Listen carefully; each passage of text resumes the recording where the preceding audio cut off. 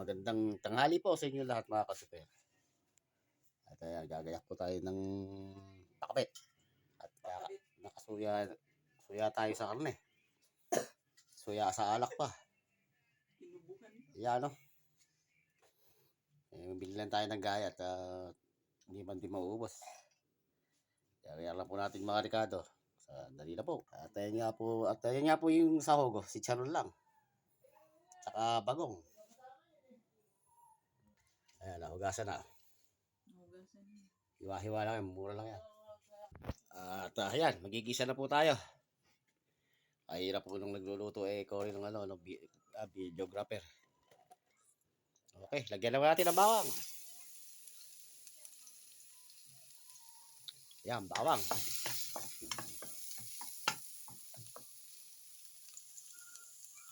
Itong ginahit na sibuyas, sa ano dapat yan eh, may paglalagyan yan sa handa sumobra. Yan, lagyan na natin lahat. Okay. Ayan, lagyan na po natin yung mga tirang sibuyas at nakakaya mo, papalis na. Daming delikado din eh. Masarap to.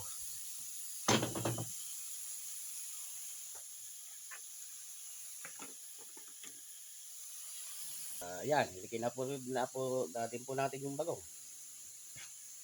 Ayan. Harap niyan. Halo-halo lang. At ayan, nilagay na po natin yung mga matitigas na gulay. Ayan, para sila ay unang maluto. Sigarilyas, palaya at sitaw. Alihin lang natin ng konti yan. Tapos ng konti. Kaya isasun natin ang kalabasa at talong. At ayan, nilagay ko na rin po yung kalabasa. Halo-halo lang muna konti. Ayan.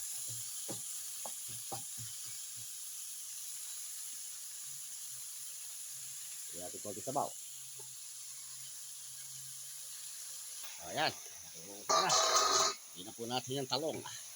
Haluin lang po natin yung talong. Haluin na po natin konti. At yan, ang pagpinali, lagyan na po natin yung chicharon. Yan o. Labi sa hugya. Okay. At yan lamang po mga kasuper. At dali lang po, maya-maya po. Pwede na po yan. At ayan na nga po. Hintayin na po natin konting kulo para medyo lumabot yung gulay. Maraming salamat po. Happy New Year po ulit.